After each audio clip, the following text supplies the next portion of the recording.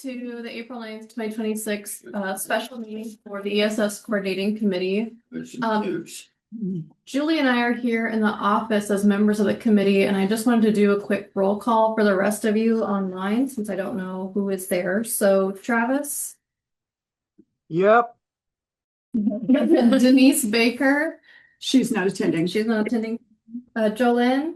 Yes. Lisa?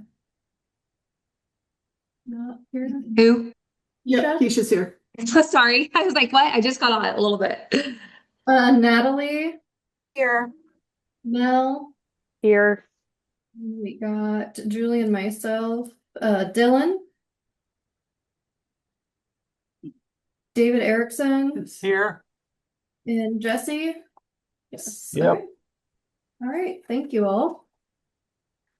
All right. The first item on the agenda is our March 11th, 2026 ESS Coordinating Committee meeting summary. Is there any discussion on that? This is Travis. I'll move approval. Okay. This is Is Mel, I'll second. Okay, it's been moved and seconded to approve the March 11th, 2026 meeting summary. All those in favor say aye. Aye. Opposed, same sign. All right. Next on our agenda is contracts and agreements. We have the notification system being done by COT Systems. Yeah, so we have started to discuss this with COT, and Bill had a really great idea, which is to put a work authorization in place. So we would like to talk about that first work authorization today. And I'll hand it to Phil to talk more about that. Okay. Well, there are two things we're actually talking about. One is the actual contract amendment, and that's what's included in your packet. And I'd like to just walk through some of the main points of that. So, as we just mentioned to the Finance Subcommittee a few minutes ago, the result of the RFQ process was the selection of COT Systems as the vendor. And a notice of intent to award was issued after that evaluation process was completed. And, this is something that we did talk about before with this group. Once that notice of intent to award was issued, then we entered a period of negotiation with COT Systems.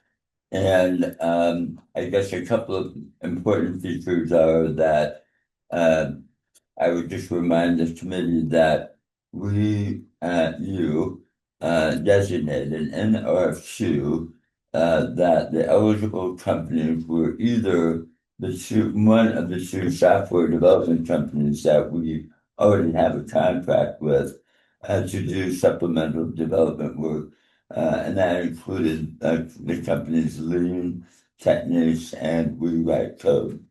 But in addition to that, I guess to add some diversity to the potential response group, you designated that if any vendor had an existing contract with ESS, that they would already be eligible. So, in addition to those two software companies, the RFQ was issued and provided to each of the local land record management systems vendors who have an active agreement with ESS. That included Solutions, it included Tyler, it included the small vendors, Numo, formerly known as Avenue Insights, it included JebNet, and it also included COT Systems. To make a long story short, COT Systems was one of the three vendors that responded to the RFQ. And in addition to Lean Techniques and We Write Code. And the form of this agreement is in the form of an amendment to the base contract that is already in place between CAT systems and the electronic services system. It is written as an addendum to that agreement. And so it basically is sort of an add-on to indicate what the scope of work is and what the chief personnel are and what the cost is. I mentioned this to the finance subcommittee separately earlier, but the negotiated amount for the services is $277,000. One of the points of negotiation was to clarify that this is a not to exceed amount. So in other words, they're obligating themselves to complete the scope of work for an amount not to exceed that. That does not mean that we come up with some crazy idea that's not currently included in the scope of work, and we ask them to change that. They could charge us additional monies for that. But we're not planning on that to happen. This is something that generally what we've said in the amendment to make this short is that we did not get into so much detail in the scope of work to cover every possible scenario. But what we basically said is these are the business functions that we want to achieve. And we're going to work together to work on those details. And as we do that, you can't, as a vendor, come back to us and say, well, hey, you changed the scope of work. It is expected that we're going to have some dialogue, give and take, planning, and it would really have to be something significant and substantive for them to come back and want to request a change order. Another aspect of the amendment or the agreement is that we did ask them to identify specific personnel who are going to be working on the project, which we reviewed with them and are satisfied that these individuals are going to be capable of doing the work. Just to address this up front, there are people outside of the United States who have been designated to work on this project. A few of them are in Canada, which is the home base of the corporate owner of CAT systems, and then there are two individuals that are located offshore. We have clarified in this agreement that the people who are working offshore, that is outside of North America, are not going to be given any access to the Avalanche record systems. So the way this will work is that the people who are in North America, the United States or Canada, certain members of that group will be given access to basically our system for depositing the code that is created. And if the people from offshore contribute anything like that, they're going to have to go through the other members of the team who do have those permissions. So I would say we are very comfortable with the safeguards that are being put in place to make sure that we're working with trustworthy people. And I'm not saying these two people offshore are untrustworthy, but it's just an additional firewall, so to speak, to make sure that we are doing things the right way. If you continue down, scrolling down the document. So the project is going to be divided into 7 different phases. We're going to have the first kickoff meeting next Monday, and this will be a meeting of their development team and our lead developers. And basically, we're going to be getting them set up to connect into our systems as necessary.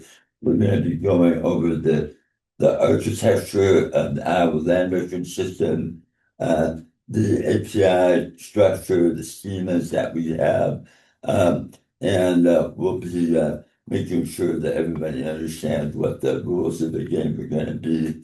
And then once we get those initial steps taken care of, then we'll continue on to phase two.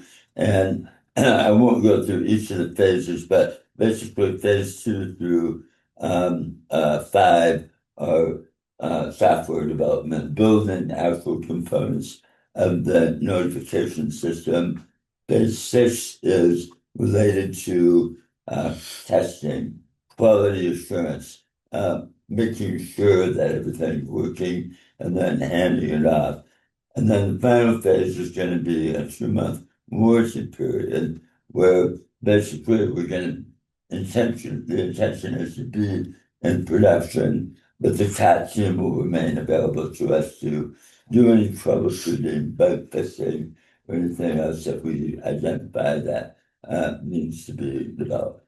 Then what Jamie was referring to is a work authorization. A work authorization is something that we will be doing administratively. Certainly a matter of public record, but not necessarily requiring everybody to give formal approval to it in advance. The first work authorization will relate to phase 1, and we actually started by providing them with a template of what we thought a work authorization should be. And it was, I think, intended to be make sure that we knew what scope of work we were going to be working on. We have clear reporting from CAT systems about who's working on what, how many hours they put in, identify any barriers or roadblocks that need to be addressed. And I actually think that the final version of the work authorization, that template that we've come up with, is actually even more detailed than what we proposed. So I think we're pretty comfortable moving ahead with that, subject to your approval of this amendment. So the official project will begin as noted in subsection 6 of the amendment, that it will begin on April 13th, which is next Monday. And then we're looking to have a target completion date of around September 11th, 2026. And then we'll start the warranty period. I think everybody involved is very excited about it. This is going to, if you haven't looked at it in a while, the scope of work calls for the creation of a name-based notification system. If you have not had a chance to read the scope of work that was defined in the RFQ, we've tried to be as detailed as we could about how the system was going to work and how it would operate and what kind of a notification system it would be. And I think there's some fairly broad consensus that we're heading in the right direction so far. The last thing I would point out, as referenced in subsection 7 of the amendment, is that the cost would be again $277,000. We are making that in 5 different installments, the last one being after the completion of the warranty period. I guess I want to make sure everybody understands that what the funds that are being used for this are not coming out of the regular budget for ESS. You have a software development reserve that you created specifically for things like this. The reserve has a balance of $450,000. Okay, that's how much you moved into it from your net income over the last couple of years. the software development reserve is primarily being directed for two things right now. This notification system, which is a $277,000 dollar project, it is also supporting the WordPress updates that are being made to the website, which is I don't have the figure right in front of me, but it's in like the $29,000 range is what that is expected to cost. So both of those things are being paid for out of the reserve, and if you do the math, you know that it's not approaching the total amount in the reserve, that there will still be reserves left after this project is done. So those are the main points that we would like to make. We've been through the R2 process, the selection process is complete. We've negotiated successfully, I believe, what the amendment would be with CAT systems. We've identified the resources and the personnel. I think everybody is ready to get started, but it is subject to the approval of the ESS Coordinating Committee. And this amendment has already been approved by CAT Systems and their parent company. If you scroll down further, you should be able to see that it's already been signed by their managing director. I can't pronounce his name, Mani Alay, I think it is. So I'd be happy to answer any questions. Even though your new director has allowed me to do a bunch of talking here, I do want you to be aware that Jamie has been a part of this dialogue all along the way. And, I appreciate the opportunity to continue to work on this particular component during the transition period. But just be assured that your new executive director will be intimately involved at every step. So I'd be glad to answer any questions, and I'd hand it back to Director Jamie. So I just have one question. Are there things in the contract that you have reservations about? Either one of you? Just out of curiosity, but I don't have any reservations about what's in the contract. I think it's a really good idea to have these work authorizations so we can validate that what we expect to have done is done before we move on to that next phase. So if you kind of look at the way that the phases are broken out, you'll see that the first phase being, the architecture. I don't know if you want to go back up on that. There you go. The architecture database design API. That's really the framework for all the rest of the development to happen. And so beyond that is going to be 2, 3, and 4 on that second phase, which will be the majority of, that development. And that means that we're going to make sure that what we ask to be developed, especially in our planning, is completed in that second work authorization. And then, of course, after that will be the testing and then the production launch. And so by breaking that up, we're ensuring that we're receiving the deliverables that are outlined in the contracts. I would add that the work authorizations are going to be primarily time-based, okay? So we're going to cover this period of time. This is what we're going to do. Who's going to work on it? Here's what we expect to complete. The network authorization might actually address maybe phases 2 and 3 together. So the work authorizations are going to identify both the time frame for the work as well as the scope of work that will be performed during that period. And I feel very comfortable.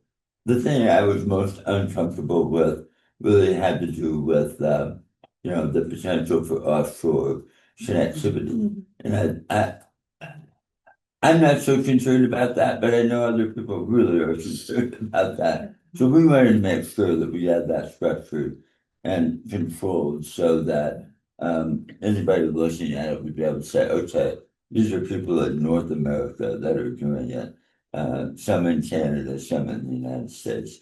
And those are the ones that will have access to the system. So in terms of concerns, that was probably number one on my list to make sure that we got that structured. But I think there's a strong motivation on the part of both teams, ILR and COT Systems, to make this a successful project. So I'm looking forward to doing it. Thank you. Are there any other questions from the group? Any online? Nothing on chat that I see. Okay. If not, is there a motion to approve the contract amendment? This is Natalie. I'll make that motion. So Or And I can second. Okay, so Natalie made the motion and Mel seconded to approve the contract amendment. All those in favor say aye. Aye. Aye. Opposed, same sign. All right, great. Looking forward to that project. Okay, moving on, we have Hop Docs. We're gonna onboard them as a new e-submitter, it sounds like.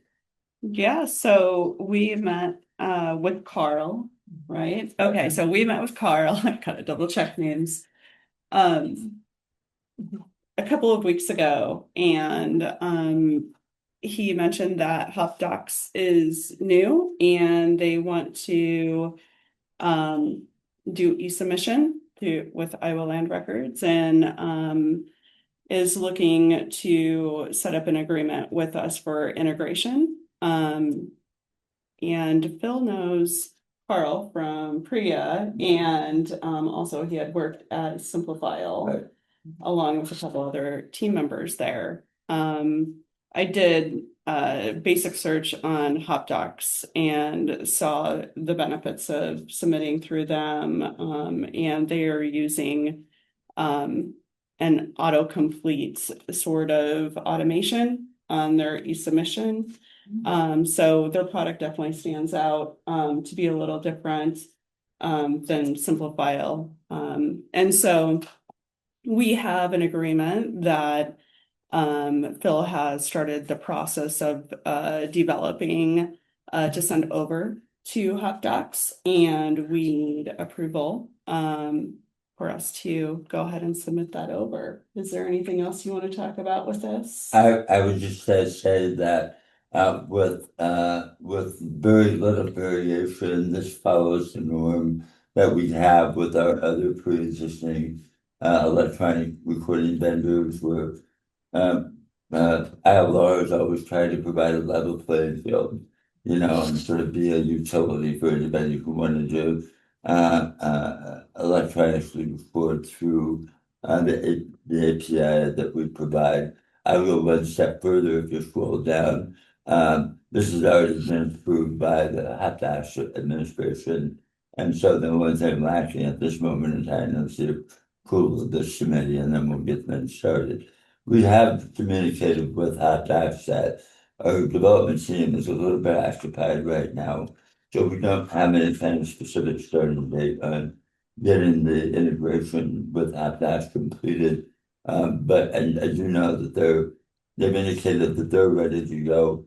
But we just have to be cautious in terms of how much we throw on our own development team's plate. So I don't think there's any concern on the part of HopDocs, except that they probably would like to get that started somewhat in the near future.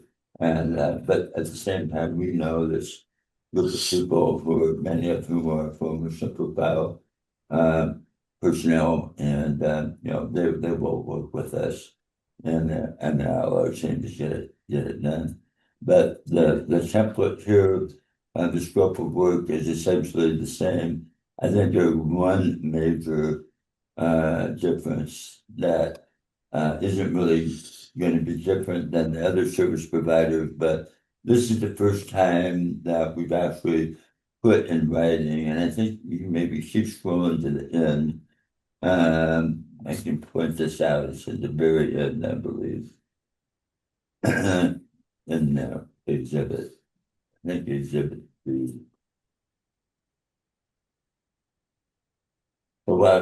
Samantha for it. I would just wanted to say that there are two things that have been inspired to in the past with the external submitter organizations. Go just a little bit further, you've got a place to go. 33. 33, thank you. Yeah. Okay.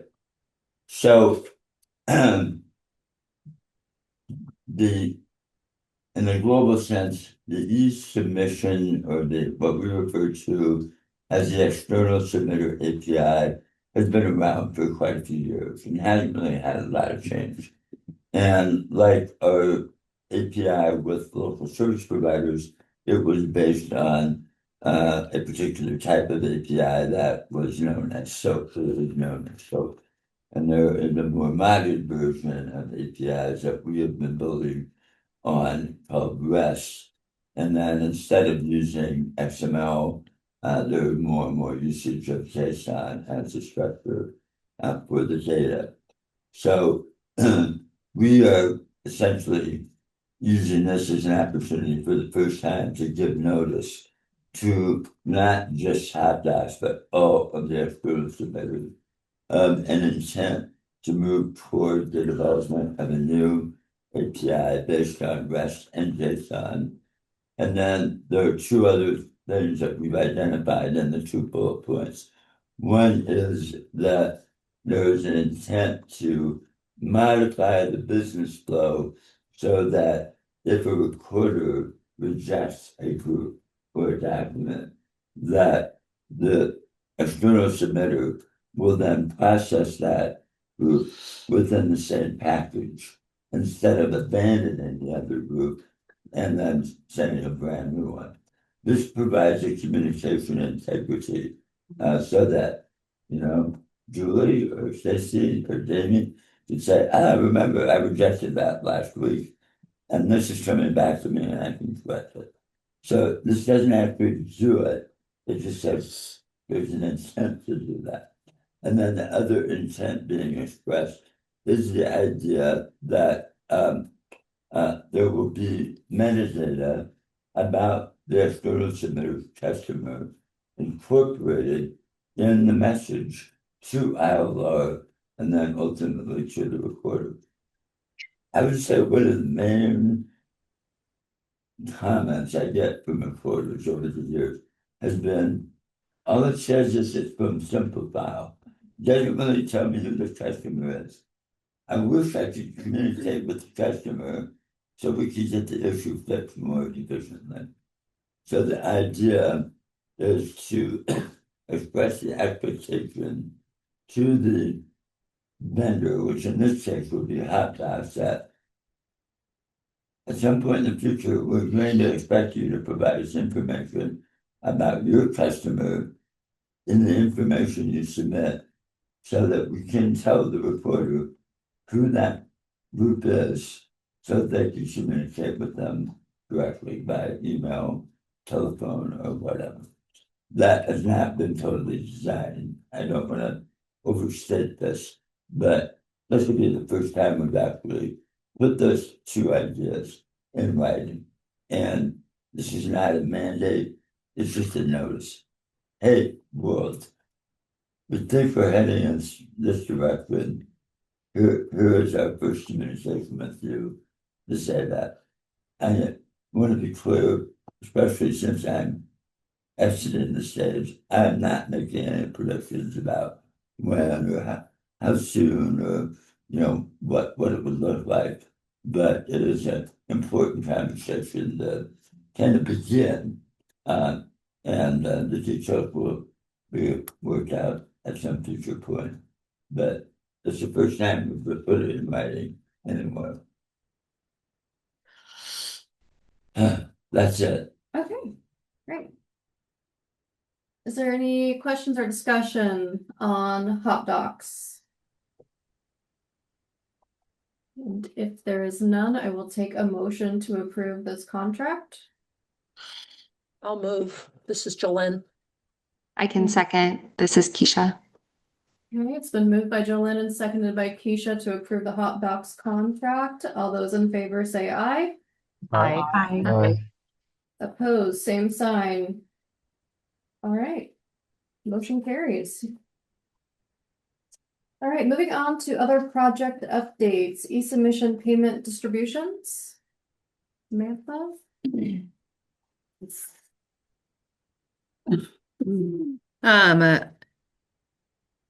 So just thought I'd explain kind of how the process works on a normal day. The process on a normal day starts running around 4:50 p.m. During the process, our system grabs everything that is ready in paid status and starts sending ACH transactions to USA ePay at that time. Normally, USA ePay has everything ran for payment at approximately 5:02 p.m. and sends a confirmation back to our system where ILR batches the payments into a Nacha file at around 5:12 p.m. So on a normal day, the entire process can be completed at approximately 20 minutes. At mid-March, the file started processing late, around 5:24 p.m. However, for that first week, the transactions were still all included in the file, and the Nacha was just arriving later than normal. The development team reviewed the process several evenings to determine if the latency of processing was on our side and confirmed it was not. Starting March 20th, that Friday afternoon, USA ePay was still processing transactions after the Nacha file had generated. Our development team was able to jump on and couldn't figure out what the issue was, and there was no option to generate a second file.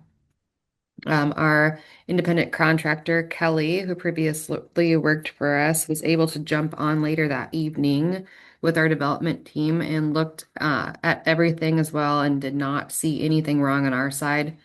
Our system processed the remaining transactions that Saturday evening, and it was distributed to the counties on Monday morning. Monday evening and Tuesday evening, the same thing happened. I watched USA ePay and the transactions were still running at 5:30 p.m. both days. The workaround to file processing issues previously had been to create a second Nacha file labeled B, which contains the rest of the transactions for that day. However, USA ePay was still running transactions so late in the evening, it was not possible. On March 25th, the development team adjusted timing to accommodate for the latency in USA ePay's processing so that all transactions would be in the file. For now, we have pushed back the file to start sending transactions around 5 p.m. instead of 4:50. This will ensure that all transactions for the day will be sent on the same day, even if a transaction does not reach paid status until 4:55. And then the Nacha process will start around 6 p.m. and have a file ready around 6:05 p.m. instead of 5:12 p.m. to ensure that everything is included in the file and that the county can be paid the following day. This is only a temporary fix until we get more answers from USA ePay since transactions are still running after 5:30 p.m. Because the transactions are running so late, ESS is also delayed in receiving our money. Normally, around 5 to 6 business days has turned into around 6 to 7 business days. We are still working with Professional Solutions, and they have entered several tickets with USA ePay to receive traction on the file processing latency issue. They have confirmed that their tech team is looking at the issue. A couple possible solutions would be to begin the payment cycle with USA ePay earlier, possibly 4:30 p.m. Currently, we are not having, or when we are not having any issues, sorry. The file is sent at 4:50 p.m. The transactions are processed until completion. Any transactions not completed before that 4:30 cutoff would be deferred to the next day. Another option, a longer term option, would be to transition away from USA ePay and evaluate alternative payment processing provider. Professional Solutions has provided us with 2 other options, and we are currently looking at those options for a possibility. That's a long-term solution It is because long-term it solution. takes development time and their plate is full. So for now, the distribution is being completed after 6 p.m. Samantha has taken on most of that task recently, but Jamie and I are open to assisting as necessary. All she has to do is ask. So I just want to, first of all, thank you. I know you're tracking 99 counties and all their payments and trying to get that in, and I know that was very stressful for everybody on the team, so thank you guys for your work on that. And I just want to make sure that I know you're working past your cutoff time, but you're getting some flex time, or there's an arrangement there to compensate you for your time. Yep. Thank you very much. Appreciate your work, Amanda. This is Mel. I just want to echo what Jamie said as well. You know, when you explain the process and the time of night that you're having to jump on to track payments, and I appreciate you doing so, and that you have backups and that you're being compensated. I mean, you can see trending, the number of documents we've recorded month by month is up, and just tracking that many documents and payments and your work's really appreciated. You know. Yeah. The system works really well when it works. Mm-hmm. It really does. And it's been a while since I reconciled. It's not hard, it's tedious because there's so many transactions. But we have a really good reconciliation system that Phil developed where you plug in the numbers, and if everything balances, you're golden. It's tough when you have to dig, but it's also, I kind of like the treasure hunt. So I know Sam does too, the treasure hunt. Like, how could I be off $13.22 here? We appreciate you looking for that $13. Well, she's not going home, okay? Trust me. She's like, where's that money? Right. Any other questions about the distribution for Samantha? If there are none, we can discuss our new office relocation. Do you want me to talk? Go ahead, Lisa. We are almost there. I think we will get the rest of our stuff out of here today, out of the Johnston location. New desks have been delivered to the new location and assembled yesterday. We're waiting for one because there was some damage in transit. The refrigerator was delivered. The new space looks beautiful. They did a really nice job at our request as far as carpet and paint. I think we're good to go. The internet's working. You know, there'll be tweaks as we go along and we settle in. It's like moving into a new house. You got to figure things out as you go, like where things go and what basket you need to organize a cabinet or whatever. But for the most part, I believe we're in. We're almost out, Phil. I'm telling you, we're almost out. We just got to wait for that one desk. My desk, right? Your desk. My desk, yes. And Samantha said in the finance meeting that the office is long. It is long. I'm way in the back and it's far. Mhm. Like to the restroom, it's far. Don't wait. Yeah, that is a long office. Mhm. And so I think our next meetings will be at the new office. Correct. And I know that we have some other things to take here from the conference room. Right.